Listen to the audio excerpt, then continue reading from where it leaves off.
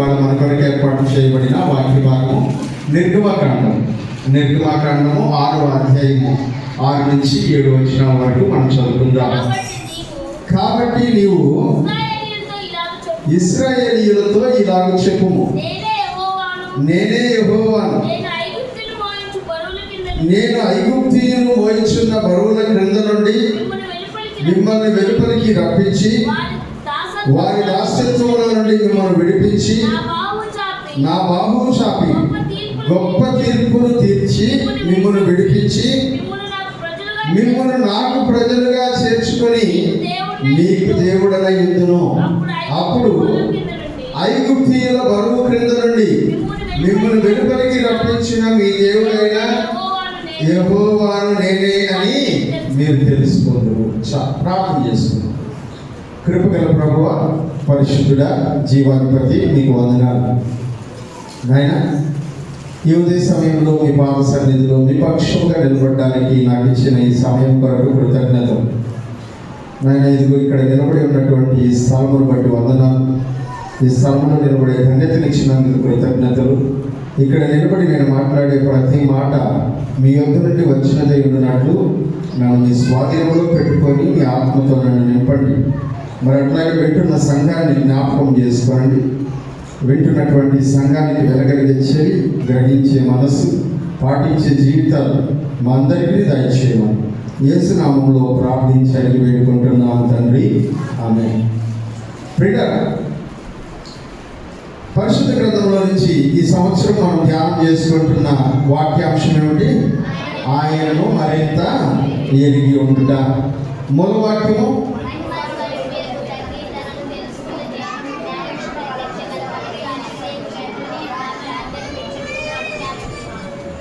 వచ్చే వారం Sunday school టీచర్లు చెప్తున్నా. ముందు సండే స్కూల్ టీచర్లు చెప్పాలి వాక్యం, కడత వాక్యం, ఆ తర్వాత పిల్లలందరూ చెప్పాలి. సరేనా? నాకు తెలియదు మీరు ఎలా చేస్తారు. ఉన్నారా సండే స్కూల్ టీచర్లు?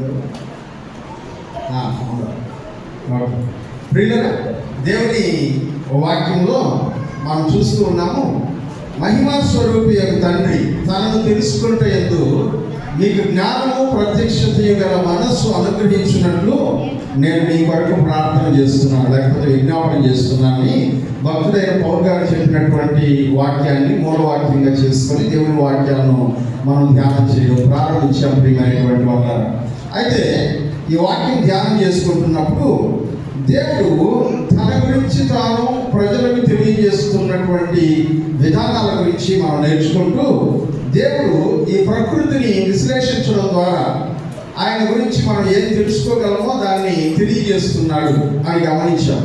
ఆ తర్వాత దేవుడు తన గురించి ఈ పరిశుద్ధ గ్రంథంలో రాయించినటువంటి మాటల ద్వారా ఆయన గురించి తెలియసఖ్యమైనటువంటి ప్రతి దానిని దీనిలో మన కొరకు ఏర్పాటు చేసి పరిశుద్ధ గ్రంథం ద్వారా తన గురించి తెలియజేస్తూ ఉన్నాడు అని మనం గమనించాం. ఆ తర్వాత దేవునితో స్నేహం చేయడం ద్వారా దేవుని గురించి ఎక్కువగా తెలుసుకునే అవకాశం ఉన్నది అని దేవుని గ్రంథంలో నుంచి మనం ధ్యానం చేసుకుంటూ ఉన్నాం. అలా దేవునితో స్నేహం చేసి అనుభవపూర్వకంగా దేవుని తెలుసుకున్నటువంటి వాళ్ళ యొక్క జీవితాలని మనం పరిశీలించడం ప్రారంభించినప్పుడు అబ్రహాము జీవితంలో చూసాం.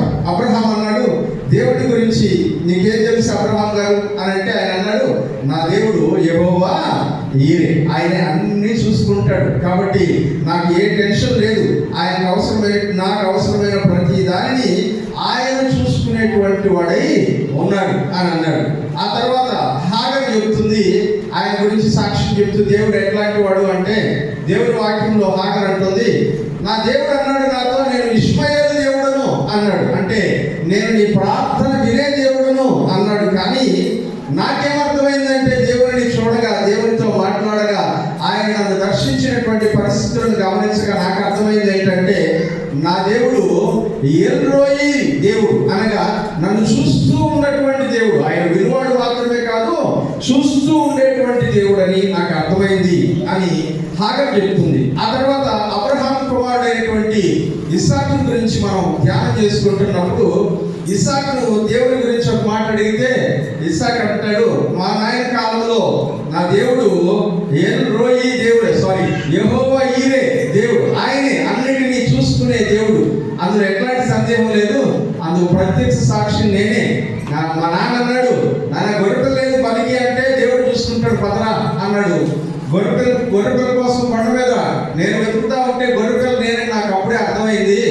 ఆ తర్వాత మా తండ్రి యొక్క మాటను స్థిరపరచడానికి దేవుడు ఒక గొర్రెపిల్లను చూపించి బలిపీఠం మీద నుంచి నన్ను బయటికి తీసి ఆయన అన్నిటినీ చూసుకుంటాడని రుజువు చేశారు. అది అనుభవపూర్వకంగా నేను తెలుసుకున్నాను మా తండ్రి జీవితంలో. కానీ నా వ్యక్తిగత జీవితంలో నేను దేవుని గురించి ఆలోచించినప్పుడు నాకేమర్థమైందంటే ఆయన నా శత్రువులందరినీ కూడా నాకు దూరముగా పెట్టి ఎడము కనులు చేసేటువంటి దేవుడు, రహబోతు దేవుడు అని నాకు అర్థమైందని ఇస్సాకు చెప్పడాన్ని గురించి మనం విన్నాం. ఆ తర్వాత యాకోబు గురించి మనం మాట్లాడుకుంటూ ఉండేటప్పుడు యాకోబు చెప్తాడు, దేవుడు నాకు 10 రకాలుగా ఆయన దర్శించాడు, 10 రకాలుగా నాకు ఆయన అర్థమయ్యాడు. మొదటగా ఆయన నేను బేతేలు దేవుడు అని అనుకున్నాడు, అందుకనే ఒక స్థలానికి బేతేలు అని పేరు పెట్టాను. ఆ తర్వాత ఆయన ఇశ్రాయేలు దేవుడు అని నాకు అర్థమైంది. దేవుడు నాతో పోరాడేటువంటి వాడని, నన్ను ఆయనతో పోరాడేటట్లు చేయవాడని నాకు అర్థమైంది. ఆయన ఇశ్రాయేలు దేవుడు అని నేను తెలుసుకున్నాను. అంతేకాదు దేవుడు ముఖ దర్శనం అనుగ్రహించేటువంటి వాడు, ముఖాముఖిగా మాట్లాడేటువంటి వాడు, పెనుయేలు దేవుడని నాకు అర్థమైంది అని ఆయన చెప్తూ ఉన్నాడు. అంతేకాదు నేను దేవుణ్ణి అయ్యా నీ పేరేంటి అని అడిగితే ఆయన అన్నాడు, నేను ఎల్ షడాయి దేవుడను, సర్వశక్తి గల దేవుడను అని ఆయన నాతో చెప్పాడు. ఇలా యాకోబు అంటున్నాడు, చాలా విధాలుగా దేవుడు నాకు పరిచయం అయ్యాడు, చాలా విధాలుగా నేను ఆయన అర్థం చేసుకోగలిగాను అని యాకోబు చెప్తే, యాకోబు కుమారుడైనటువంటి యోసేపు అంటూ ఉన్నాడు, నా దేవుడు నాకు ఎలా అర్థమయ్యాడంటే నా దేవుడు మనస్సే దేవుడుగా నాకు అర్థమయ్యాడు. మనస్సే అంటే అర్థం ఏమిటంటే నా బాధలన్నిటినీ మర్చిపోయేటట్లు చేసేటువంటి దేవుడు అన్నాడు. హల్లెలూయా. మన బాధలు, మన కష్టాలు, మన ఇరుకులు, మన ఇబ్బందులు, మనం పడినటువంటి వేదన, మనల్ని అణిచివేసినటువంటి దినాలు, వీటన్నిటి నుంచి నన్ను విడిపించినటువంటి దేవుడిగా నాకు ఆయన కనబడుతూ ఉన్నాడు. కనుక నా దేవుడికి నేను మనస్సే అని పేరు పెడతాను అని యోసేపు అంటే, మరికొన్ని దినాల తర్వాత ఆయన అంటున్నాడు, ఇదిగో నేను ఎక్కడైతే అణిచివేయబడ్డానో, ఎక్కడైతే త్రొక్కివేయబడ్డానో, ఎక్కడైతే అవమానించబడ్డానో, ఎక్కడైతే నిందల పాలయ్యానో అక్కడే మరలాగా అభివృద్ధి పరిచేటువంటి ఎఫ్రాయిము దేవుడు నా దేవుడు అని యోసేపు సాక్ష్యం చెప్పడాన్ని మనం వింటూ ఉన్నాం ప్రియమైనటువంటి వాళ్ళగా. ఆ తర్వాత గడిచినటువంటి 2 వారాలుగా ఇది 3వ వారం మనము మోషేతో దేవుడు మాట్లాడుతున్న విధానాన్ని గురించి మనం నేర్చుకుంటూ ఉన్నాం. ఎందుకంటే మోషేకు దేవుడు ప్రత్యక్షమయ్యాడు. మండుచున్నటువంటి పొదలో ఆయనతో మాట్లాడడానికి ప్రయత్నించాడు. ఆ మండుచున్నటువంటి పొదలో ఆయనతో మాట్లాడుతూ ఉండగా దేవుడు మోషే దేవుడిని అర్థం చేసుకునేటువంటి ప్రయత్నం చేశాడు. ఆయనకు అర్థం కావడం లేదు. ఆ తర్వాత దేవుడే నేరుగా వచ్చి మోషేకి చెప్పడం మొదలుపెట్టాడు. నేను నీ పేరేంటి అని వాడు నన్ను అడుగుతాడు, ప్రభా నువ్వు నన్ను పంపిస్తున్నావు, నేను నీ జనాల దగ్గరికి వాళ్ళని చెప్పమంటున్నావు, నేను చెప్తాను, కానీ నీ పేరేంటి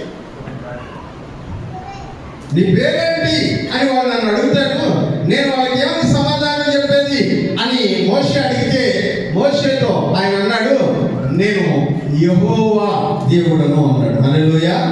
యెహోవా అంటే అర్థం ఏమిటంటే ఉన్నవాడను అని అర్థం. యెహోవా అంటే అర్థం ఏంటంటే ఉన్నవాడను, నేను ఉన్నవాడనే ఉన్నాను అని నీ ప్రజలకు తెలియజేయి. నేనే ఉన్నవాడను, నేను ఎప్పటికీ ఉండేటువంటి వాడను అనేటువంటి మాటను ఆయన తెలియజేయడాన్ని మనం చూస్తున్నాం. ప్రియమైనటువంటి వాళ్ళారా, ఈ ఉన్నవాడను అనేటువంటి అంశాన్ని గురించి గడిచిన 2 వారాలుగా మనం నేర్చుకుంటూ ఉన్నాం. గడిచిన వారంలో మోషేకు తనను తాను ఉన్నవాడుగా ప్రత్యక్షపరచుకున్నాడు. ఇప్పటిదాకా మనుషులు దేవుని గురించి ఏం చెప్పారు అనేది మనం విన్నాం. కానీ ఇప్పుడు దేవుడే తనను తాను మనుషులకి ఎలా పరిచయం చేసుకుంటున్నాడు అనే విషయాన్ని వింటూ ఉండగా మొదటి వారంలో మనం గమనించాము, నేను ఉన్నవాడును అని చెప్పాడు. అయితే మోషే అలా కాదు ప్రభువా, నువ్వు ఉన్నవాడు అనే పేరు చెప్తున్నావు, బాగా ఉంది, వాళ్ళు నమ్ముతారు నన్ను అని అంటే నీకు 3 సూచక క్రియలు నేను చూపిస్తాను, దీని ద్వారా వాళ్ళు నిన్ను నమ్ముతారు, ఉన్నవాడు నిన్ను పంపించాడనే విషయం వాళ్ళకి అర్థమవుతుంది అని చెప్పారు. ఆయన అన్నాడు, మొట్టమొదటి నీ చేతిలో ఉన్నటువంటి కళ్ళను కింద పారి అన్నాడు. కింద పారేగానే పాము అయిపోయింది. మళ్ళా మోషే దాన్ని పట్టుకున్నాడు. మోషే మన కాలేబుకి ఆ పాము కనబడినప్పుడు కాలేబు కూడా ఆ పని చేస్తుంటే కర్ర ఉండేదేమో నాకు తెలియదు, ఒకవేళ భయపడ్డాడని చెప్తున్నాడు కదా. ఒకవేళ నాకు కూడా ఒక పాము ఎదురైంది పై వారంలో, దేవుని కృపను బట్టి నేను కూడా దాన్ని పట్టుకొని ఉంటే కర్ర ఉండేదేమో నాకు తెలియదు. కానీ ఆయన పట్టుకోమని చెప్పలేదు కాబట్టి మనం పట్టుకుంటే కాల్సింది ఖచ్చితంగా, డౌటే లేదు. కానీ దేవుని కృప, నేను నీ యొక్క చేతిలో ఉన్న ప్రతి వస్తువుకి తోడై ఉన్నానంటున్నాడు. నీ చేతిలో నువ్వు ఏది పట్టుకుంటావో దానికి నేను తోడై ఉన్నాను అని మోషేతో దేవుడు చెప్తూ ఉన్నాడు. ప్రియమైనటువంటి వాళ్ళను, అంతేకాదు మనం గమనిస్తూ ఉన్నప్పుడు మోషే యొక్క హస్తముతో ఆయన అంటున్నాడు, నేను నీకు చేతితో కూడా తోడై ఉంటాను. నీ చేయి తీసుకున్నావు, నీ చేతిని నీ రొమ్ము మీద పెట్టుకో, అది కుష్ఠరోగం కంటే అవుతుంది. మళ్ళా లోపం పెట్టుకుని బయటిది, అది మామూలు చేయి అయిపోతుంది.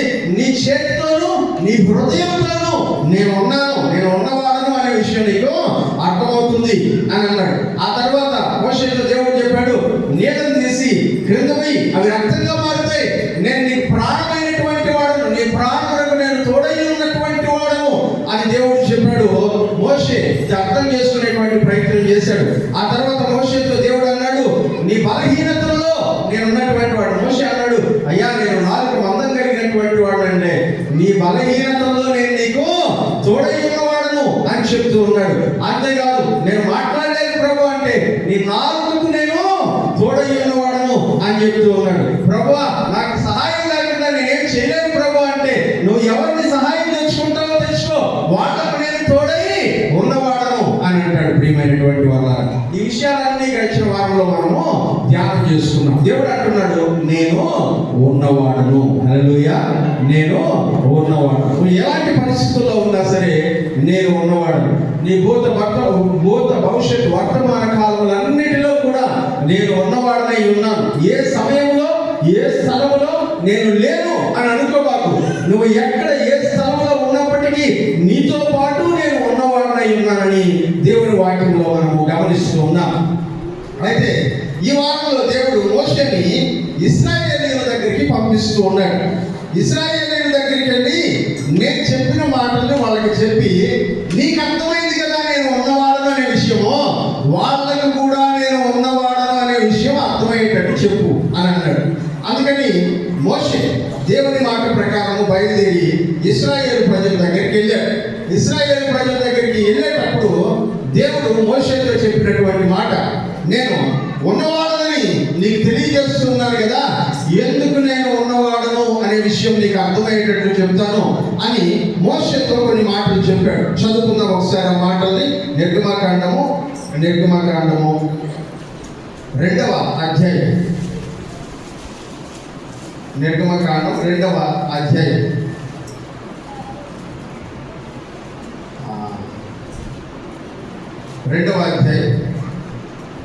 7వ వచనాన్ని చూద్దాం. 3:7 మరియు యెహోవా ఇట్లనెను, నేను ఐగుప్తులో ఉన్న నా ప్రజల బాధలను నిశ్చయముగా చూచితిని. జాగ్రత్తగా విందాం ఈ మాటల్ని. ఆయన అంటున్నాడు, నేను ఐగుప్తులో ఉన్నటువంటి నా ప్రజల బాధలను నిశ్చయముగా చూచితిని. ఈ మాటను గుర్తుపెట్టుకోండి. ఈ మాట ఎవరు చెప్తున్నారు? చూచుచున్న దేవుడు అని హాగర్ చెప్తుంది. ఇప్పుడు ఇశ్రాయేలు ప్రజలతో దేవుడు చెప్తూ ఉన్నాడు, నేను నా ప్రజలైనటువంటి ఇశ్రాయేలీయుల బాధలను చూచుచున్న ఎల్రోయి దేవుడును అని చెప్తూ ఉన్నాడు. అలాగే తర్వాత చదువు, తర్వాత లైన్, పనులలో తమను కష్టపెట్టుచున్న వారిని బట్టి వారు పెట్టిన మొరను వినువాడనై ఉన్నాను. ఇది కూడా ఎవరు పెట్టారు? దేవుడే చెప్పాడంట వాళ్ళకి, నేను ఇష్మాయేలు దేవుడును అని చెప్తూ ఉన్నాడు. ఆయన చెప్తున్నాడు, నేను ఇక్కడ ఇష్మాయేలు దేవుడును, నీ ప్రార్థన వినేటువంటి దేవుడును అని చెప్తూ ఉన్నాడు. ఆ తర్వాత వారి దుఃఖములన్నీ కూడా నాకు తెలిసే ఉన్నాయి అని చెప్తున్నాడు. వాడు పడుతున్నటువంటి దుఃఖము, వాళ్ళ హృదయంలో ఉన్నటువంటి దుఃఖము నాకు అర్థమవుతా ఉంది, నాకు తెలిసే ఉంది. నాకు తెలుసు, వాటన్నిటిని గురించి నాకు తెలుసు అని అంటూ ఉన్నాడు. ఆ తర్వాత ఎందుకు ఆయన వచ్చానని చెప్తున్నాడో ఈ ఒక మాటలో మనం చూద్దాం. 8వ వచనం చదవండి. కాబట్టి ఐగుప్తీయుల చేతిలో నుంచి వారిని విడిపించుటకును, తర్వాత 8వ వచనం లాస్ట్ లైన్, పాలు తేనెను ప్రవహించు దేశమునకు వారిని నడిపించు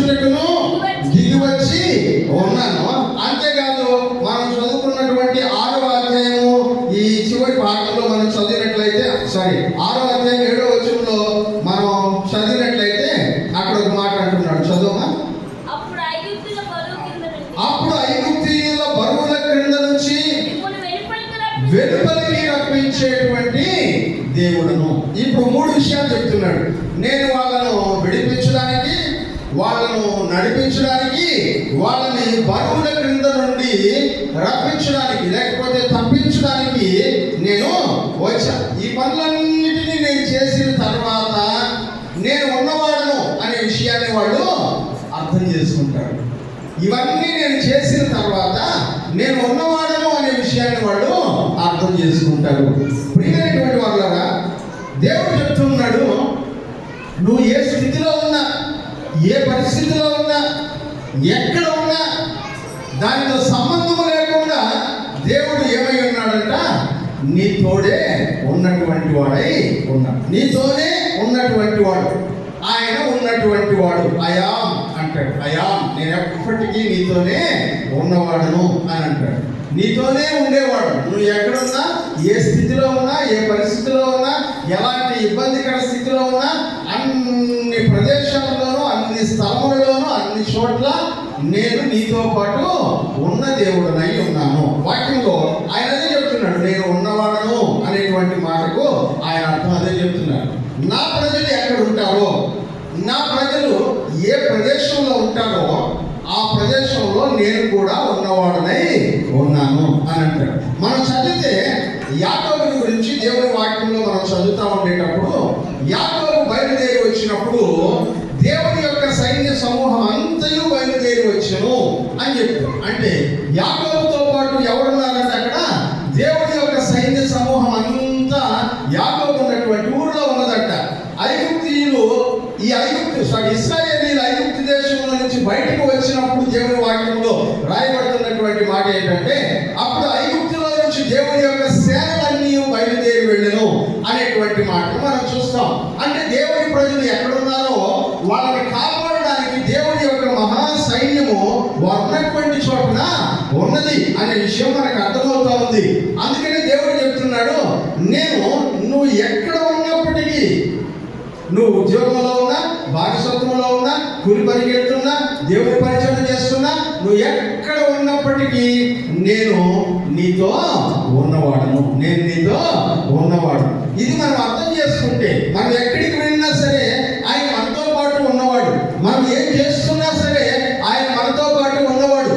మనతో పాటు ఉండి మనల్ని చూస్తూ, మనల్ని వింటూ, మనతో మాట్లాడుతూ, మనల్ని ముందుకు నడిపిస్తూ, మన కొరకు దేవుడు ఏర్పాటు చేసినటువంటి గమ్యస్థానానికి మనల్ని నడిపించేటువంటి దేవుడు. అంతిమంగా ఆయన చిత్తమును మన జీవితంలో నెరవేర్చగలిగినటువంటి దేవుడు ఆయన అని కనుక మనం గ్రహించగలిగితే, ఆ ఉన్నవాడు అనేటువంటి పదాన్ని మనం అర్థం చేసుకోగలిగితే దేవుడి యొక్క మాట మనకు చాలా క్లియర్గా, ఆయన యొక్క వ్యక్తిత్వం ఏంటో మనకు బాగా అర్థమైపోతుంది. అందుకని యేసుక్రీస్తుని గురించి మాట్లాడుతూ వాక్యంలో ఏమన్నాడంటే, ఆయన ఇమ్మానుయేలు అనబడును అన్నాడు. హల్లెలూయా. ఇమ్మానుయేలు అనగా భాషాంతరమున దేవుడు మనకు తోడు, ఆయన నీతో పాటే ఉండేటువంటి దేవుడు. యెహోవా దేవుడు ఉన్నవాడు అని పిలుచుకున్నటువంటి వాడు. ఇప్పుడు నూతన నిబంధనలోనికి మనం వచ్చేసరికి యేసు ప్రభువు గురించి మాట్లాడుతూ ఆయన అంటాడు, ఇమ్మానుయేలు అని పిలువబడతాడు అని చెప్పినటువంటి మాటను నెరవేరింది అని అంటాడు. ప్రియమైనటువంటి వాళ్ళ, మన జీవితంలో దేవుని గురించి మనకు అర్థం కావాలంటే, మనం ఎక్కడ ఉన్నా మనతో పాటు ఎవరున్నారంట, దేవుడు ఉన్నాడు. మనతో పాటు ఎవరున్నారంట, దేవుడు ఉన్నాడు. ఆయన మనతో పాటు ఉన్నాడు. మనం చేసేవన్నీ చూస్తున్నాడు. మనం ఆలోచించేవన్నిటినీ గ్రహిస్తూ ఉన్నాడు. మనం మాట్లాడే వాటన్నిటినీ వింటూ ఉన్నాడు. మన యొక్క హృదయ ఆలోచనలు, తలంపులు మనస్సులకు పుట్టక మునిపే అవి ఆయనకు తెలిసి ఉన్నాయని 139వ కీర్తనలో మనము చదువుతూ ఉన్నాం కదా. మరి ఆయన అన్నిటినీ ఎరిగినటువంటి వాడై ఉంది. అందుకని ఆయన అంటున్నాడు, నేను వాళ్ళ గురించి బాగుగా ఎరిగి ఉన్నాను, వాళ్ళ గురించి నాకు తెలియదు ఏది లేదు. నేను అక్కడే ఉన్నాను, వాళ్ళ పక్కనే ఉన్నాడు. వాళ్ళు చేసే ప్రతి ఆలోచన వింటున్నాను, వాళ్ళ మనసులో ఉన్నాను. వాళ్ళ హృదయ ఆలోచనలన్నీ కూడా నాకు తెలుస్తూనే ఉన్నాయి. నేను అన్నింటిలోనూ వారి ప్రక్కనే ఉన్నాను. హల్లెలూయా. ఇప్పుడు మన తల్లిదండ్రులు మనతో ఉన్నారనుకోండి, వాళ్ళ ముందు మనం ఏదైనా తప్పు చేయాలంటే భయపడతాం. హల్లెలూయా. ఇప్పుడు ఆయన మన పక్కన ఉన్నాడు అనుకోండి, వాళ్ళ ముందు ఏదైనా పొరపాటు చేయాలంటే మనము, కానీ మన ఫీలింగ్ ఏంటంటే ఆయన లేడు అనుకుంటున్నాం. అందుకనే మన ఇష్టానుసారంగా బ్రతుకుతున్నాం. అదే నువ్వు వెళ్ళినటువంటి ప్రతి చోట ఆయన అక్కడ ఉన్నాడనే విషయం నీకు అర్థమైతే, నన్ను చూస్తున్నాడనే విషయం నీకు అర్థమైతే, నేను మాట్లాడే ప్రతి మాట వింటున్నాడనే విషయం నీకు అర్థమైతే, నా హృదయ ఆలోచనలు కూడా గ్రహిస్తున్నాడనే విషయం నీకు అర్థమైతే బహు జాగ్రత్తగా ఉంటావు. కానీ నీకు అది అర్థం కావట్లా. నువ్వేమనుకుంటున్నావంటే ఆయన నన్ను చూడటం లేదు, దేవుడు అంటున్నాడు, నేను యెహోవా దేవుడును అంటే ఉన్నవాడును. నేను లేనటువంటి స్థలం ఏదో చెప్పగలరా? పాట పాడుతున్నాడు కదా, మనందరం పాట. నీవు లేని చోటే యేసయ్యా, నేదా ఈ క్షణం ఉండాలేనై పాట పాడేది. అంటే నిజ జీవితంలో ఆయన మనతో ఉన్నాడనే విషయం మనం గ్రహించట్లా. టీచర్స్ ఉన్నారు మన పక్కన, మనం చాలా జాగ్రత్తగా ఉంటాం. ఎందుకంటే టీచర్ ఉన్నప్పుడు తప్పు చేయడానికి మనకు భయం, వాళ్ళు కొడతారని తిడతారని భయం. అలాగే దేవుడు మనతో ఉన్నాడనే విషయం నీకు అర్థమైతే, ఆయన నీ ప్రక్కన ఉన్నది నువ్వు ఫీల్ అవ్వగలిగితే తప్పకుండా నువ్వు జాగ్రత్త చేసుకుంటావు. నువ్వు జాగ్రత్త చేసుకుంటావు. దానికి నీ ప్రక్కన ఇంకొకరు ఉండాల్సిన అవసరం లేదు. ఎందుకంటే ఆయనే ఉన్నాడు. ఒక పాట పాడుతుంటారు, పెనబడుతున్నారు. చూస్తున్నాడమ్మా యేసు, చూస్తున్నాడమ్మా, నీవు చేసే పనులన్నిటినీ రాస్తున్నాడమ్మా. చూస్తున్నాడు, ఆయన నిన్ను చూస్తున్నాడనే విషయం నువ్వు అర్థం చేసుకోకుండా, ఆయన నీ ప్రక్కన ఉన్నాడనేటువంటి విషయం నువ్వు అర్థం చేసుకోకుండా, నీ ఇష్టానుసారంగా నువ్వు బిహేవ్ చేయడానికి కారణం ఏంటి తెలుసా? నీకు ఆయన నీ ప్రక్కన ఉన్నాడనేటువంటి స్పృహ లేకపోవడమే. ఆయన నీ ప్రక్కన ఉన్నాడనే విషయం నీకు అర్థమైతే నువ్వు బహు జాగ్రత్తగా ఉంటావు. జాగ్రత్త లేనివాడు ఎవరు తెలుసా? దేవుడు నన్ను చూడటం లేదు అని అనుకునేటువంటి వాడు, దేవుడు లేడు అనుకునేటువంటి వాడు, దేవుడు నన్ను గమనించట్లేదు అనుకునేటువంటి వాడు తన ఇష్టానుసారంగా ప్రవర్తిస్తాడు. కానీ దేవుడు ఉన్నాడు అనుకునేటువంటి వాడు, దేవుడు నన్ను చూస్తున్నాడు అనుకునేవాడు, ఇదిగో ఆయన నన్ను శిక్షిస్తాడు అనేటువంటి భయం కలిగినటువంటి వాడు, ప్రతి క్షణం ఆయన నన్ను మానిటర్ చేస్తున్నాడు అనేటువంటి విషయాన్ని గ్రహించినటువంటి వాడు బహు జాగ్రత్తగా ఉంటాడు. ఈ రోజున నీకు నాకు అర్థం కానటువంటి విషయం అదే. ఇశ్రాయేలు ప్రజలకు దేవుడు చెప్పమన్న మాట మోషేతో, నీ దేవుడు ఉన్నవాడు అని చెప్పు, ప్రతి చోట ఉన్నవాడు అని చెప్పు. ఎక్కడున్నాడు అంటే ఐగుప్తు దేశంలో, నువ్వు ఇప్పుడున్నటువంటి ఇదే ప్లేస్ లో ఈ 400 సంవత్సరాలుగా నీతో పాటు ఉన్నవాడు ఆయనే. హల్లెలూయా. 70 మంది వచ్చారు మీరు, ఈ రోజు ఈ లక్షల కొలది జనాభా తయారయ్యారు. ఆయన లేకుండానే నువ్వు ఈ స్థితికి ఎదిగావా? హల్లెలూయా. ఏమీ లేకుండా 2 చేతులు ఖాళీగా పెట్టుకుని వచ్చాడు మీ తండ్రి అయినటువంటి అబ్రహాము. ఈ రోజు మీరు అనేక మంది జన్మమైనట్టుగా దేవుడు మిమ్మల్ని ఆశీర్వదించాడు. ఇది ఆయన ఉన్నాడనడానికి రుజువు కాదా? రెక్క హస్తాలతో బయటకు వచ్చినటువంటి యాకోబుని ఆశీర్వదించినటువంటి దేవుడు ఎంత గొప్ప జనసమూహంగా మార్చాడు. ఆయన ఉన్నాడు అనడానికి ఇది రుజువు కాదా? నీ జీవితంలో కూడా ఆయన ఉన్నాడు అనే విషయం నీకు ఇంకా రుజువు కాలేదా? ఒకప్పటి నీ స్థితి, ప్రస్తుత నీ స్థితి, దేవుడు నిన్ను ఆశీర్వదించిన విధానం, దేవుడు నిన్ను అభివృద్ధి చేసిన విధానం, నీతో దేవుడు ఉన్నాడు అనేటువంటి విషయం నీకు తెలియడం లేదా? తెలుస్తూ ఉన్నా కూడా మరి జాగ్రత్తగా ముందుకు ఉండలేకపోతూ ఉన్నావు అనేది ఆలోచించాలి. నీకు అర్థమవుతుంది, నేను ఈ స్థితిలో ఉండడానికి కారణుడు ఆయనే. ఆయన నాతో ఉన్నాడు కాబట్టే నేను ఈ స్థితిలో ఉన్నాను. నీకు అర్థమవుతుంది. వాక్యంలో యోసేపుని గురించి మాట్లాడిన ప్రతి చోట యెహోవా యోసేపునకు తోడై ఉండెను అని అంటాడు కదా. యెహోవా యోసేపునకు తోడై ఉన్నప్పుడు, అతడు అభివృద్ధి చెందినప్పుడు, నీ అభివృద్ధిలో దేవుడు నీ ప్రక్కన ఉన్నాడు కాబట్టి నువ్వు అభివృద్ధి చెందుతున్నావు అనే విషయం నీకు అర్థం కావడం లేదా? దేవుడు ఇదే చెప్పమంటున్నాడు ఇశ్రాయేలు ప్రజలతో, ఇదిగో ఐగుప్తు దేశంలో ఉన్నటువంటి ప్రజలారా, ఆయన ఉన్నవాడు.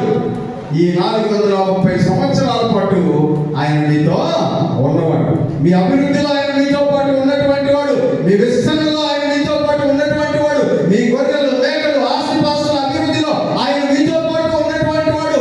దాస్యత్వము క్రింద మీరు నలిగిపోతూ ఉన్నప్పుడు మీ బాధలను చూడడానికి ఆయన మీతో పాటు ఉన్నటువంటి వాడు. ఈ దాస్యత్వము క్రింద నలిగిపోతూ ఉన్నటువంటి కాలంలో దేవుని వైపు చూసి మీరు మొరపెడుతున్నప్పుడు ఆయన దూరంగా లేడు. నీ మొర ఆయనకు వినబడుతుంది. ఆయనకు వినబడేంత సమీపములో ఆయన ఉన్నాడు. అందుకనే మోషేతో చెప్తున్నాడు, నేను ఉన్నవాడను అని వాళ్ళకి అర్థమయ్యేటట్టు చెప్పు మోషే. ముందు మోషేకి అర్థం అవ్వాలి. అందుకని మోషేతో చెప్పాడు గడిచిన వారం. ఈ వారం చెప్తున్నాడు, ప్రజలకు అర్థమయ్యేటట్టు చెప్పు నేను ఉన్నవాడనని. ఈ 25 లక్షల మంది జనాభాకి అర్థమయ్యేటట్టు చెప్పు నేను ఉన్నవాడను అనే విషయాన్ని వాళ్ళకి అర్థమయ్యేటట్టు చెప్పు. అందుకని మోషే బయలుదేరాడంట ఇశ్రాయేలు ప్రజలతో నేను ఉన్నవాడను అని దేవుని ప్రజలకు చెప్పాలని బయలుదేరి వెళ్ళాడంట. ఆయన చెప్పాలనుకున్నటువంటి ప్రతి దానిని వాళ్ళకి చెప్పడానికి ట్రై చేశాడంట. వాక్యం చెప్తుంది. అంతా చెప్పేసిన తర్వాత ఇలా అన్నాడంట. చదువుకుందాం ఒకసారి. 6వ అధ్యాయం నిర్గమకాండము 6వ అధ్యాయం 9వ వచనం. మోషే ఇశ్రాయేలీయులతో ఎలా చెప్పాడు? ఇప్పుడు దాకా మనం చెప్పుకున్నామే, నేను ఉన్నవాడును, నేను దాసత్వాన్ని విడిపించడానికి ఉన్నవాడు, మీ ప్రార్థనలు వింటూ ఉన్నవాడును, మిమ్మల్ని మీ యొక్క శ్రమను చూస్తూ ఉన్నవాడును, మీ అభివృద్ధిలో నేను తోడుగా ఉన్నవాడును. ఇలా ఉన్నవాడని ఆయన చెప్పి ఇలా చెప్పిన తర్వాత అయితే వారు మనోవ్యాకులమును బట్టి కఠిన దాస్యత్వమును బట్టి మోషే మాట ఎందుకు వినలేదంట? మోషే చెప్తున్నాడు కానీ వాడు వినట్లేదంట. ఎందుకు వినడం లేదంటే వాళ్ళకి ఏర్పడినటువంటి కఠిన దాస్యత్వమును బట్టి, మనోవ్యాకులమును బట్టి వాళ్ళు మోషే మాట వినలేదు. ఈరోజున అనేక మంది దేవుడు నీతో ఉన్నాడు, అది నాకు కనబడుతుంది అని అంటే, నాకు ఎక్కడ కానీ నాతో ఉన్నాడా, నాతో ఉంటే మాకు ఈ ప్రాబ్లమ్స్ ఎందుకు అని అడుగుతున్నారు. యోసేపుతో దేవుడు తోడై ఉన్నాడు అని మనం చూసాం. ఎప్పుడు యోసేపు దేవుడు తోడై ఉన్నాడు? పోతీఫర్ ఇంట్లో చెప్పు తెలుసుకునేటప్పుడు ఎవరు తోడై ఉన్నారంట? ఒకవేళ యోసేపు దగ్గరికి వెళ్ళి, యోసేపు దేవుడు నీతో ఉన్నాడయ్యా అంటే, ఏంది చెప్పు తుడుచుకునే కన్నా నాకు తోడుగా ఉండేది ఉన్నవాడు అని చెప్తున్నావే, చెప్పు తుడుచుకునే దగ్గర ఉన్నాడు ఆయన. గిద్యోను ఇదే మాట అడిగాడు. గిద్యోను, యెహోవా నీకు తోడై ఉన్నాడు అని అంటే, ఎక్కడ యెహోవా మాకు తోడై ఉంటే ఈ శ్రమలు, ఈ కష్టాలు, ఈ కరువులు, ఈ ఇబ్బందులు, ఆ శత్రువుల యొక్క బాధలు ఇవన్నీ మాతోటే ఎదుర్కొన్నాయి. ఇవన్నీ ఉన్నా కూడా ఆయన అంటున్నాడు, నేను నీతో ఉన్నవాడు అని అర్థమవడానికి కొంత టైం పడుతుంది నీకు. నేను నీతో ఉన్నాను అనే విషయం నీకు తెలియడానికి కొంత టైం పడుతుంది నీకు. యోసేపుకి 13 ఏళ్ళు పట్టింది. హల్లెలూయా. యోసేపుకి ఎన్ని సంవత్సరాలు పట్టిందంట? 13 సంవత్సరాలు పట్టింది. ఈ 13 సంవత్సరాల కాలంలో అనేకమైనటువంటి శ్రమలు, అనేకమైన నిందలు, అనేకమైన బాధలు, వీటన్నిటిని దాటుకుంటూ బ్రతకడమే కష్టమైనటువంటి పరిస్థితులు. కానీ ఒక రోజున దేవుడు తన యొక్క కనికరాన్ని చూపించి, ఇదిగో నేను ఉన్నవాడినే ఉన్నాను అని రుజువు చేశాడు. ప్రియమైనటువంటి వాళ్ళారా, ఐగుప్తు దేశానికి తీసుకెళ్లి ప్రధానమంత్రిగా కూర్చోబెట్టాడు. దేవునికి స్తోత్రం కలుగును గాక. హల్లెలూయా. హల్లెలూయా చెప్పండి మీరు. హల్లెలూయా. అలాగే గిద్యోనుకి నమ్మడానికి కొంచెం టైం పట్టింది. ఎంత టైం పట్టిందో తెలుసా? గిద్యోను అంటున్నాడు, ప్రభువా ఇదిగో దేవుడు మాకు తోడుగా ఉన్నట్లయితే మాకెందుకు ఈ బాధలు, మాకెందుకు ఈ కష్టాలు? శత్రువులు వస్తే ఎక్కడో దాక్కుని, గాజు చాటును దాక్కుని నా ఒడ్లను, నా యొక్క గోధుమలు దున్నగట్టాల్సినటువంటి పరిస్థితి నాకెందుకు? నేను ధైర్యంగా నిలబడి ఉండేవాడిని కదా. గిద్యోనుతో దేవుడు అన్నాడు, నేనున్నాను, నువ్వే చూడటం, నువ్వు ఉన్నావు అనే విషయాన్ని నువ్వు ఒకసారి రుజువు చేసుకున్నా ముందు అన్నాడంట. హల్లెలూయా. ఎలా రుజువు చేసుకోమంటావు? ఆయన అన్నాడు, నా దగ్గర ఒక గొర్రె బొచ్చు, ఏమన్నంటే నా దగ్గర ఒక గొర్రె బొచ్చు ఉంది. ఈ గొర్రె బొచ్చుని ఈరోజు రాత్రికి బయట పెడతాను. చుట్టూ ఉండే ప్లేస్ అంతా మంచు పడాలి. ఆ గొర్రె బొచ్చు మీద మాత్రం ఒక డ్రాప్ కూడా మంచు పడకూడదు. ఇది జరిగితే నువ్వు ఉన్నావని నేను నమ్ముతాను. హల్లెలూయా. చాలా మందికి ఏం కావాలంట? దేవుడు ఉన్నాడు అనడానికి రుజువులు కావాలంట. దేవుడు ఉన్నాడు అనడానికి నీ ప్రక్కన ఉన్నారనడానికి కూడా రుజువు కావాలన్నా. దేవుడు చెప్తున్నాడు, చూపిస్తాడు. అలాగే కానీ అన్నాడు. రాత్రి అంతా అలాగే మంచు పడింది, చుట్టూ అంతా మంచు పడిందంట. దాని మీద మాత్రం మంచు పడింది. రుజువు పరుచుకున్నాడా లేదా? మనకు ఒక్కసారి నువ్వు సరిపోదు, రెండోసారి కూడా కావాలి. రెండోసారి కూడా దేవుడు ఒకసారి చెప్తే నాదేదో జరిగిపోతుంది. మళ్ళీ రెండోసారి కూడా ఈ రోజు రాత్రి డిఫరెంట్గా టెస్ట్ చేస్తా. సేమ్ ఇదే కొడుకోవచ్చు, బయట పెడతాను. ఎక్కడ మంచు పడకూడదు. దీని మీద ఒక్క దగ్గరే మంచు పడాలి, దీని మీద ఒక్క దగ్గరే మంచు పడాలి. దేవుడు అన్నాడు, ఓకే కానీ నీ నమ్మకాన్ని నేను ఎందుకు నిలబెట్టాలా? ఖచ్చితంగా నిలబెట్టాలి కదా, నా పని నేను ఎందుకు కాదన్నా. కానీ రాత్రి చుట్టూ మొత్తం ఆగిపోయిందంట. దీని మీద మాత్రమే మంచు పడింది. ఆ గొర్రె బొచ్చును తీసుకుని పిండితే గిన్నె నిండా వచ్చినాయంట నీళ్లు. హల్లెలూయా, హల్లెలూయా. ఇప్పుడు దేవుడు అన్నాడు, నేను ఉన్నవాడను అనే విషయం నీకు అర్థమైందా? నేను ఉన్నవాడు అనే విషయం నీకు అర్థమైందా అంటే అర్థం అవుతున్నట్టే ఉంది ప్రభువా. ఇంకా అర్థం కాదు, పూర్తిగా అర్థం అవుతున్నట్టే ఉంది ప్రభువా. సరే, జనాంగంలో యుద్ధానికి అన్నాడంట. హల్లెలూయా. గిద్యోను జన సమూహాన్ని పిలిచాడంట. 1,00,000 మంది వచ్చేసారంట యుద్ధం చేయడానికి. ఎలా వచ్చారంట?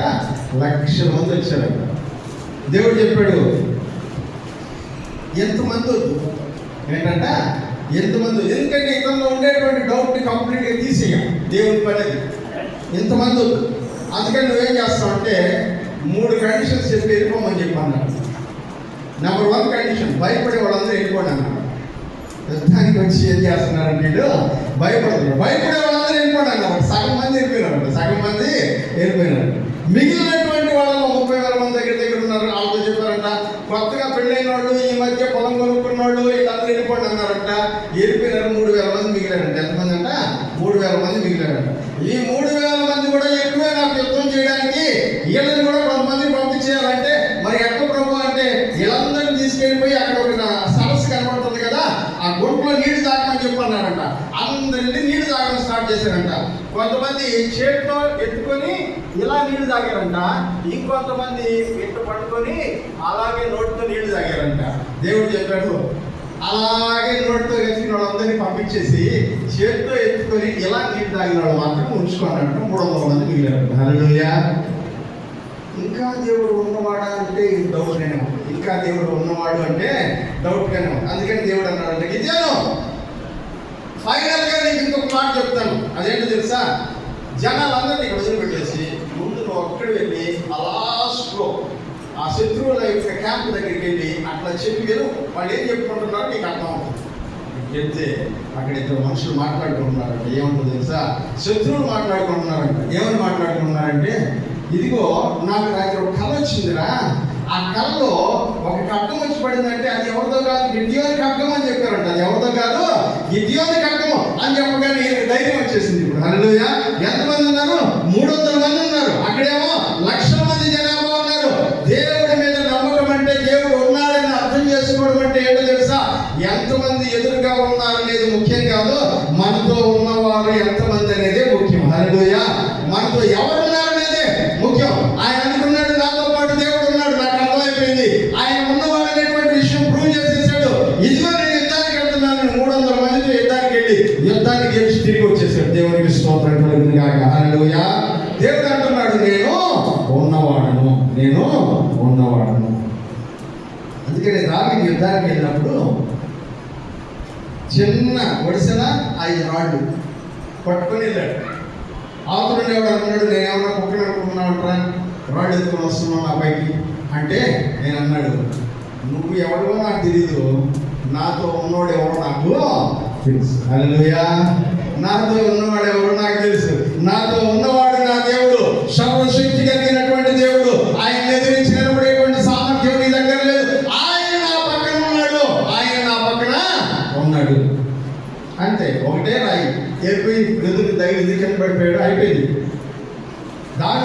అర్థమైంది, నాతో ఎవరున్నారంట. ఈ విషయం అతనికి ఎలా తెలుసు అంటే, దావీదు చెప్తున్నాడు, నేను ఒక రోజు అడవిలో గొర్రెలు కాపుతున్నప్పుడు ఒక సింహం ఒక ఎలుగు బట్టి వచ్చాయి. 2 సార్లు వాటిని నేను చీల్చేశాను. నాకు అసలు అర్థం కాదా, సింహాన్ని పట్టుకొని నేను చీల్చేయడం ఏంటనేది నాకు అర్థం కాలేదు.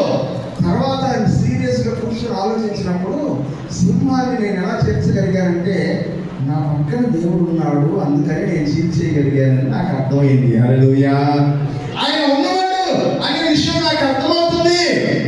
ఆయన నీతో ఉన్నాడు అంటే, నీ ఎదురుగా ఉండబడినటువంటి లక్షల సైన్యమైనా, నీ ఎదురుగా ఉండబడినటువంటిది గొల్లియాత్ అయినా, నీ ఎదురుగా ఉంటున్నటువంటిది సింహమైన ఎలుగుబంటి అయినా, నీకంటే బలమైనటువంటి వారైనా సరే, నీతో ఎవరున్నారంట, లోకంలో ఉన్న వారికంటే బలమైనటువంటి వాడు నీతో ఉన్నవాడు. హల్లెలూయా. ఇశ్రాయేలు ప్రజలకు ఈ పాఠం చెప్పు అని చెప్పి పంపించాడు. పంపిస్తే ఇశ్రాయేలు ప్రజలంట వాళ్ళ యొక్క కఠినమైనటువంటి దాస్యత్వమును బట్టి,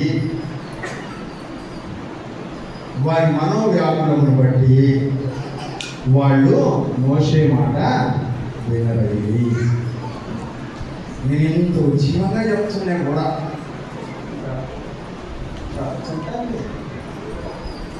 అని అనుకునే బ్యాచ్ చెప్పండి కదా, ఎంత ఉద్యమంగా చెప్తాను సరే ఉంటారులే అని అనుకుంటా నమ్మకం లేని బ్యాచ్ ఉంది.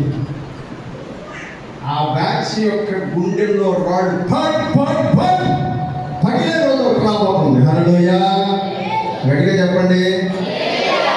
నాకెట్టుందంటే రాళ్ళు పగలని బాంబులు కాదు, మేము హల్లెలూయా చెప్పాలన్నట్టు ఉంది. పగిలే రోజు ఒకటి రాబోతుంది. హల్లెలూయా. ఎంత భయంకరమైనటువంటి పరిస్థితి అంటే, అది ఎలా కనబడుతుందంటే, నాకు యేసుక్రీస్తు కుమారుడు చెప్పాడు, విత్తనాలు చల్లుకుంటూ వెళ్తున్నటువంటి వాడు విత్తనాలు చల్లుతుండగా కొన్ని విత్తనాలు ఎక్కడ పడ్డాయంట, రాతి నేలలో పడ్డాయి. ఆ రాతి నేలలో పడినటువంటి విత్తనాలు మొలకెత్తి మళ్ళీ వెంటనే ఏమైపోయాయంట, ఎండిపోయాయి. ఎందుకు మొలకెత్తి, ఎందుకు ఎండిపోయాయి? ఇశ్రాయేలు ప్రజలు లాగానే ఫస్ట్ చెప్పినప్పుడేమో ఓకే మేము అట్లా నీ వెనకాల ఉంటాం మోషే అని అన్నారు. కష్టం వచ్చినప్పుడు మోషేని వదిలిపెట్టి వెళ్ళిపోయాడు. హల్లెలూయా. నీవు అనుకున్నవన్నీ జరిగినప్పుడు మాత్రమే నేను దేవునితో ఉంటాను, దేవుని సంఘంతో ఉంటాను, దేవుని సేవకులతో ఉంటాను కాదు. నువ్వు అనుకున్నవి జరిగినా జరగకపోయినా దేవుడు ఉన్నాడు, ఉన్నవాడు, నేను ఆయనతోనే ఉంటాను అని అనుకోడు.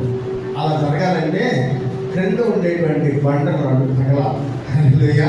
క్రింద ఉండేటువంటి బండరాళ్ళు పగలాలి. అందుకనే ఇర్మియా గ్రంథంలో అంటాడు, వీడు భూములను దున్నుడి, రాళ్ళను పగలగొట్టుడి, పనికిరాని రాళ్ళను ఏరి పారవేయండి. ఇదిగో ఈ పనికిరాని బీడు వ్యవసాయ భూమిగా మార్చబడాలి. హల్లెలూయా. నా హల్లెలూయా తప్ప మీ సౌండ్ వినపడమే. చెప్తాం ఒకసారి hallelujah. Very good, thank you, God bless you. మిమ్మల్ని కదా హల్లెలూయా చెప్పిన వాళ్ళందరూ. ఇప్పుడు వీళ్ళని ఎలా సెపరేట్ చేయాలి? ఇశ్రాయేలు ప్రజల్ని ఎలా సెపరేట్ చేయాలి? దేవుడు ఆలోచించి మోషేతో చెప్పాడు, మోషే వాళ్ళ హృదయం కొంచెం బరువుగా ఉంది, వాళ్ళ హృదయం ఈ కష్టాల వల్ల, ఈ బాధల వల్ల కొంచెం సాడ్నెస్ కనబడుతుంది. అందుకని వాళ్ళని ఎలా బలవంతులుగా చేయాలో నాకు తెలుసు. నువ్వు వెళ్ళి ఏం చేయాలో తెలుసా? ఫరోతో మాట్లాడు. హల్లెలూయా. ఫరోతో మాట్లాడు. ఫరోతో మాట్లాడమన్నప్పుడల్లా మోషేకి భయంగా ఉంది. ఎందుకంటే ఇప్పుడు ఏమంటున్నాడు తెలుసా? వీళ్ళే నా మాట లేదు, ఆయన ఎక్కడ ఉంటాడు నా మాట అంటున్నాడు. ఇశ్రాయేలు ప్రజలే నా మాట లేదు, ఆయన ఎక్కడ ఉంటారంటే మోషేకి ఏసారి చెప్పాలి మోషేకి పో అని. మోషే అంటే మోషే బయలుదేరి ఫరో ఎదురు నిలబడ్డాడంట. నా జనాన్ని నువ్వు పోనివ్వకపోతే యెహోవా ఎవరనేది నువ్వు తెలుసుకుంటావు అని. ఎందుకంటే అంతకుముందు నా ప్రజలను పోనివ్వు అని అంటే, ఎందుకు పోనివ్వాలంటే యెహోవా పోనివ్వమని చెప్తున్నాడంటే యెహోవా ఎవడు, ఆయన మాట విని నేను పంపించడానికి అన్న. ఇప్పుడు యెహోవా ఎవడు అనే విషయం ఎవరికి తెలియాలంట? ఫరోకి తెలియాలి. హల్లెలూయా. హల్లెలూయా. ఒక యుద్ధంలో విజయం సాధించాలంటే 2 పద్ధతులు ఉన్నాయి. సైన్యాన్ని అంతటినీ చంపుకుంటూ రాజు దగ్గరికి వెళ్ళి రాజును చంపాలి. అది చాలా లాంగ్ ప్రాసెస్. రెండవ పద్ధతి ఏంటంటే స్ట్రైట్గా రాజు వేసేది. స్ట్రైట్గా రాజు వేసేస్తే ఏమైపోద్ది? రాజు చచ్చిపోయాడు కాబట్టి సైన్యం అంతా చెదిరిపోతుంది. ఇప్పుడు దేవుడు అదే చెప్తున్నాడు, నీ ఎదుటి వారికి, నీతో ఉండేటువంటి వారికి ధైర్యం కలగాలంటే అవతలుడికి భయం పుట్టాలి. అంటే ఫరోకి భయం పుట్టే కొలది ఇశ్రాయేలీయుల్లో ధైర్యం పెరుగుతుంది. కాబట్టి మనం యుద్ధం ఎక్కడి నుంచి మొదలు పెట్టాలంటే ఫరోతో స్టార్ట్ చేస్తే ఫరో భయమే ఇశ్రాయేలు ప్రజల ధైర్యంగా మారాలి. హల్లెలూయా. అందుకని ఫరో దగ్గర నుంచి మొదలు పెడదాం మనం అన్నాడంట. హల్లెలూయా. ముందు ఈ వైపు నుంచి స్టార్ట్ చేశాడు. ధైర్యంగా ఉండండి, నేనున్నాను మీకు తోడు, ఇదిగో నేను ఉన్నవాడును. ఏంటి చెప్పినా మనవాడు హల్లెలూయా చెప్పకుండా ఉండంటే ఆలుగడ్డ గమ్ముగా హల్లెలూయా లేదు గమ్ము కూర్చొని ఉన్నారు. హల్లెలూయా రేపు సాయంత్రం తినడానికి కూడా లేకపోతే హల్లెలూయా చెప్పాలన్నారు. అనుకుంటే కూర్చొని ఉన్నారు. ప్రియమైనటువంటి వారు కదా, దేవుడు ఎప్పుడైతే తన ఎక్కడ స్టార్ట్ చేశాడంట? ఫరో దగ్గర స్టార్ట్ చేశాడు. హల్లెలూయా. 10 తెగుళ్ళు ఒకదాని తర్వాత ఒకటి వస్తూ ఉండగా ఇశ్రాయేలీయుల్లో ఒక్కొక్క తెగులు ఫరో యొక్క భయం చూస్తున్న కదా ఇశ్రాయేలీయుల్లో ఏమైందంట? కొంచెంగా ధైర్యం పుట్టడం ప్రారంభమైంది. 4వ తెగులు దగ్గరికి వచ్చేటప్పటికే 4వ తెగులు అంటే దేవుడు అన్నాడు, నేను ఫరో ప్రజలను, ఇశ్రాయేలు ప్రజలను వేరు చేస్తున్నాను, మీరు వేరు నేను వేరుని ఈ రోజు నుంచి డిక్లేర్ చేస్తున్నాను అని చెప్పడం స్టార్ట్ చేస్తే అప్పటి నుంచి ఇశ్రాయేలు ప్రజల్లో ధైర్యం ప్రారంభమైందంట. దేవునికి స్తోత్రం కలుగును గాక. హల్లెలూయా. మొదటి 3 తెగులు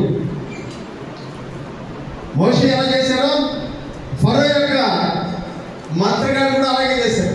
4వ తెగులు దగ్గరికి వచ్చేటప్పటికి వాళ్ళు ఏమన్నారంటే, ఇది మా వల్ల కాదు, ఇది దేవుడి వేలే, ఈ హస్తము దేవుడి ద్వారానే జరిగింది, ఇది మనుషుల వల్ల కాదు, మంత్రాల వల్ల కాదు, అపవాది వల్ల కాదు, దేవుడు వస్తేనే సాధ్యమవుతాయి.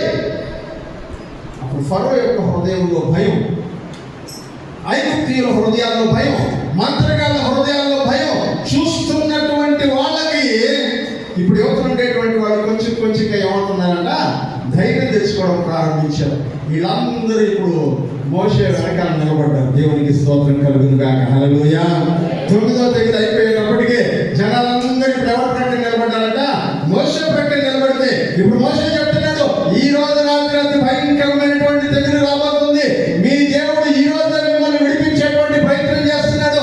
కాబట్టి మీరందరూ తలా ఒక గొర్రెపిల్లను తీసుకొని దాన్ని నరికి ఆ రక్తాన్ని తీసి మీరు దారుబంధాల మీద పోయండి, దేవుడు ఈ రాత్రికి మిమ్మల్ని విడిపిస్తాడని చెప్పాడు. దేవునికి స్తోత్రం. హల్లెలూయా. అందరూ ఏం చేశారంట? గొర్రెపిల్లను తెచ్చుకుని వధించి ద్వారబంధాల మీద ఆ రక్తాన్ని పోయిగా సంహారం దాటి వెళ్ళిపోయింది. ఇశ్రాయేలు ప్రజలు ఐగుప్తు దాటి బయటికి వెళ్ళిపోయారు. హల్లెలూయా. ఇప్పుడు అంటున్నాడు, నేను ఉన్నవాడను. హల్లెలూయా.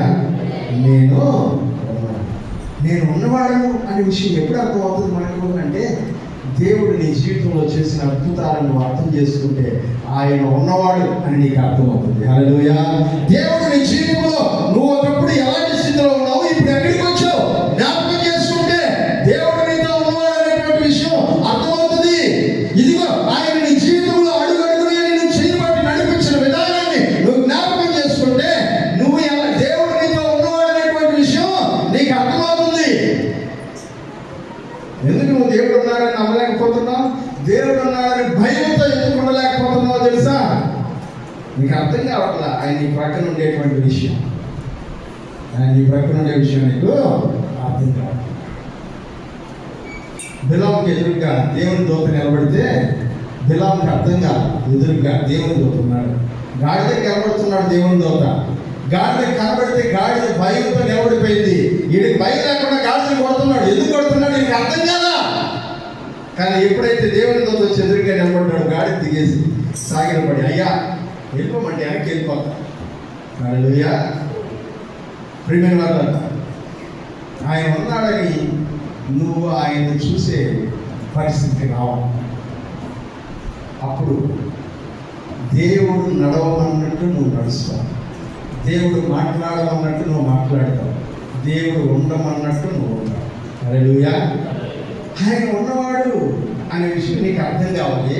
ఆయన ఉన్నాడు అని నువ్వు చూడగలగాలి. ఆయన ఉన్నాడనేటువంటి విషయం నీ యొక్క శరీరంలోని అణువణువు గ్రహించగలగాలి. అప్పుడు నువ్వు ఎక్కడికి వెళ్ళినా సరే నాతో దేవుడు ఉన్నాడు అని నమ్ముతావు. హల్లెలూయా. అప్పుడు నీకు భయం, దావీదులాగా ధైర్యంగా గొల్లియాతు కూడా నిలబడతావు. అప్పుడు నీకు దిగుబడదు. గిద్యోనులాగా ఎంత పెద్ద సైన్యమైనా సరే 300 మందితో కూడా వెళ్ళి యుద్ధం చేయగలుగుతాం. ఆయన నాతో ఉన్నాడనేటువంటి విశ్వాసం నీలో ఉంటే యెఫ్తాలాగా ఒక్కడిగా వెళ్ళిపోయినా గెలిచేసి వచ్చేస్తాం. సంసోనులాగా ఒక్కడే వెళ్ళిపోయినా ఆయన నీతో ఉన్నాడు అనే విషయం నీకు అర్థమైతే, నువ్వు చూస్తే, నువ్వు గ్రహిస్తే, నువ్వు ఓటమి భయం నుంచి బయటకు వచ్చేస్తావు. రెండవది, పాపం నుంచి దూరంగా ఉండడం స్టార్ట్ చేస్తావు. పాపానికి నీకు చాలా దూరం అయిపోతుంది. ఎందుకంటే దేవుడు ఉన్నాడనే భయం నీలో ఉంటుంది. హల్లెలూయా. దేవుడు ఉన్నాడనే భయం నీలో. ఈరోజు నువ్వు ఇంకా పాపం చేస్తున్నావా? ఎవరు చూడటం లేదులే అని అనుకుంటా ఉన్నావా? ఎందుకు అలా అనుకుంటున్నావు తెలుసా? దేవుడు ఉన్నాడనేటువంటి భయం నీలో కనపడటం లే. దేవుడు ఉన్నాడనేటువంటి భయం నీలో, ఆ భయం నీలో ఉంటే అడుగుడునా ఎక్కడికి వెళ్ళినా దేవుడు నాతో ఉన్నాడు అనే విషయం నీకు అర్థమైతే నువ్వు పాపం చేయడానికి చంపుతావు.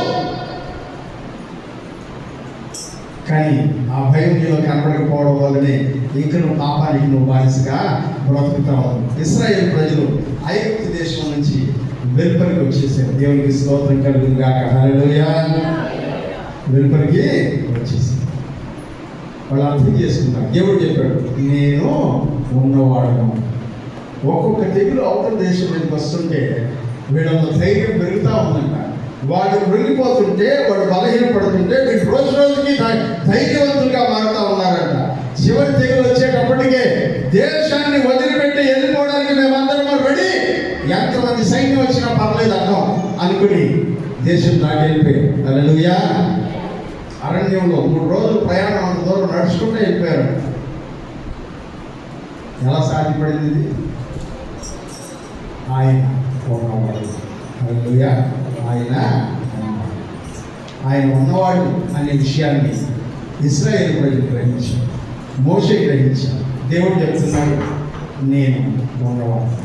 నువ్వు ఎక్కడున్నా, ఏ పరిస్థితుల్లో ఉన్నా, ఏ ఇబ్బందిలో ఉన్నా, ఏ అవసరంలో ఉన్నా, నేను ఉన్నవాడు అని చెప్తున్నాడు. నేను ఉన్నవాడు అనే విషయం నీకు అర్థమైతే నువ్వు ఎప్పుడు విశ్వాసాన్ని పోగొట్టుకో, దేవుని కొరకు నిలబడతాం, పరిశుద్ధంగా జీవిస్తాం. తనలో చనిపోయిన ప్రార్థన చేసుకో. తనలో చెప్పి ప్రార్థన చేసుకో. ఇప్పటి వరకు దేవుని వాక్యము నేను ఉన్నవాడను అని చెప్తున్నటువంటి మాటల్ని మనం విన్నాం. ఆయన అన్నాడు, ఆయా నేను చూచువాడను, నేను విలువాడను, నేను మిమ్మల్ని ఎరిగినవాడను, నేను మీకోసం దిగికొచ్చి అయా అయా అయా. ఇప్పుడు ఆయన అంటున్నాడు, నేను యెహోవా సర్వశక్తి గల దేవుడు. ఇప్పుడు నేను మీతో పాటు ఉన్నాను,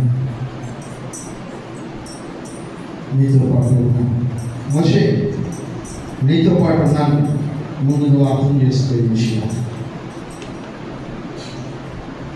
నీ చేతి కాళ్ళతో నేనున్నాను మోషే, నీ చేతిలో నేనున్నాను మోషే, నీ హృదయంలో నేనున్నాను మోషే, నీ జీవితంలో నేనున్నాను మోషే, నీ బలహీనతల్లో నేనున్నాను మోషే,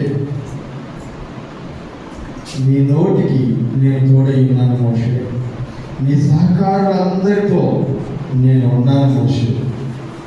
ఆయా విధి, నేను నీతో ఉన్నాను. నీకు అర్థమైంది కదా? ఇప్పుడు నువ్వు వెళ్ళి నా ప్రజలకు చెప్పు, నేను ఉన్నవాడను అని వాళ్ళకి అర్థమయ్యేటట్టు చెప్పు. మోషే పంపించాడు.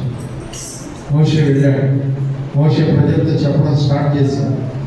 ఇదిగో ఆయన నీ బాధను చూసిన యెహోవా దేవుడు, నీ మొరను విన్న ఇష్మాయేలు దేవుడు, ఇదిగో నిన్నంతటిని ఎరిగినటువంటి యాదాటి దేవుడు వారిని విడిపించడానికి ఆయన నీ దగ్గరికి వచ్చాడు. నేను ఇక్కడి నుంచి బయటికి రప్పించడానికి, ఈ దేశంలో నుంచి, ఈ బానిసత్వం నుంచి నిన్ను విడిపించడానికి, ఇదిగో దేవుడు చూపించేటువంటి మంచి దేశంలోకి నేను తీసుకుని వెళ్ళడానికి నీతో ఉన్నటువంటి దేవుడు ఆయన. కానీ ప్రజలు నమ్మలేదు. వాళ్ళ హృదయం కఠినమైంది. విత్తనాలు మొలకెత్తడం లేదు, మొలకెత్తిన ఎండిపోతున్నాయి. ఆ బండలో ఉండబడినటువంటి వేడి, కఠినమైనటువంటి నేల, రాతి లాంటి హృదయాలు, దేవుడు నీతో ఉన్నాడనేటువంటి విషయాన్ని అంగీకరింపనివ్వనటువంటి అపవాది యొక్క కార్యంలో నీ హృదయంలో నాటుకుని పోయినట్టుగా దేవుడు అంటున్నాడు. బలమైనటువంటి పదుమైనటువంటి నాగలి చేత ఆ హృదయమును నేను దున్నుతానంటున్నాడు. బీడు భూములను దున్నండి అని చెప్పినటువంటి మాట దున్నడానికి ఆయన సిద్ధపడతా ఉన్నాడు. నీ హృదయం పగిలితే, నీ హృదయం మెత్తటి నేలగా మార్చబడితే, రాతి హృదయం తీసేసి మాంసం హృదయం అందులో పెట్టబడితే, దేవుని వాక్యం నీ హృదయంలో విత్తబడినటువంటిది, నేను ఉన్నవాడనేటువంటి విషయాన్ని నువ్వు గ్రహిస్తావు. ఇంకా నేను చేయాల్సింది నీ శత్రువు యొక్క కోట గోడలను కోరగొట్టడం. అవి కూలిపోతుంటే నీలో ధైర్యం దొరుకుతుంది. నీ శత్రువు కూలిపోతుంటే నీలో ధైర్యం దొరుకుతుంది. యేసు నామములో నీ శత్రువు కూల్చబడునుగాక. ఎదురుగా ఉన్నటువంటి శత్రువు ఏదైనా సరే, అనారోగ్యమైన ఆర్థిక ఇబ్బంది అయినా, కుటుంబ సమస్యలైనా, భార్యాభర్తల మధ్యలో విభేదాలైనా, ఇదిగో నిన్ను వెన్నాడుతున్నటువంటి విరోధుల యొక్క భయమైన యేసుక్రీస్తు నామములో నీ ఎదుట ఉండబడినటువంటి శత్రువు మీద దేవుడు దాడి చేసి గురుస్తూ ఉండగా యేసు నీతో ఉన్నాడనేటువంటి ధైర్యం నీకు కలుగునుగాక. ఈ రాత్రి సమయంలో ప్రియమైనటువంటి సహోదరి, ఈ సమయంలో దేవుడు నీతో మాట్లాడుతూ ఉన్నాడు. నేను ఉన్నవాడను అర్థం చేసుకో. ఫరో హృదయాన్ని పగలగొడుతున్నటువంటి వాడు, ఫరో సైనికులను పడగొడుతున్నటువంటి వాడు, ఫరో యొక్క ఆస్తిని క్రింద పడగొడుతున్నటువంటి వాడను, ఫరో నాకున్నదని అతిశయపడుతున్న ప్రతి దానిని నేలకలుస్తున్నటువంటి వాడను నేను ఉన్నవాడను. కొంచెం ధైర్యం పొందారు ఇశ్రాయేలు ప్రజలు. 9 తెగుళ్ళు పూర్తయిపోయేటప్పటికీ నా దేవుడు ఉన్నవాడు అర్థం చేసుకున్నాడు. 10వ తెగులు ఐగుప్తు దేశం మీదకి రాగా ఈ దేశపు గడపను దాటి వెళ్ళిపోయేటువంటి ధైర్యాన్ని సంపాదించుకున్నటువంటి వారై శత్రువు యొక్క బానిసత్వం నుంచి, పాపం యొక్క బానిసత్వం నుంచి, అపవాది యొక్క బానిసత్వం నుంచి సంఖ్యలను తెంచుకొని బయటపడినటువంటి ఇశ్రాయేలు ప్రజల వలె ఈ సమయంలో దేవుడు నువ్వు కూడా శత్రువు యొక్క సంఖ్యలను తెంచుకొని బయటికి రావాలని దేవుడు శ్రమిస్తూ ఉన్నాడు. ప్రియమైన సోదరి, నీ సంఖ్యలు దిగిపడగాక. నిన్ను బంధిస్తున్నటువంటి అపవాది సంఖ్యలు, పాపపు సంఖ్యలు, భయం గొలిపేటువంటి సంఖ్యలు తిరిగిపడుగాక. దేవుడు తన కార్యం చేయబోతున్నాడు. ఆయన అంటున్నాడు, నేను ఉన్నవాడను. నువ్వు చూస్తావు, రాబోయేటువంటి కొద్ది రోజుల్లో నువ్వు చూస్తావు నేను ఉన్నవాడను. ఇశ్రాయేలు ప్రజలకు అర్థమయ్యేట్లు నీకు అర్థమవుతుంది, నేను ఉన్నవాడను. ప్రార్థించదు. చెప్పబడినటువంటి లేఖనాలు దివ్య ప్రార్థన.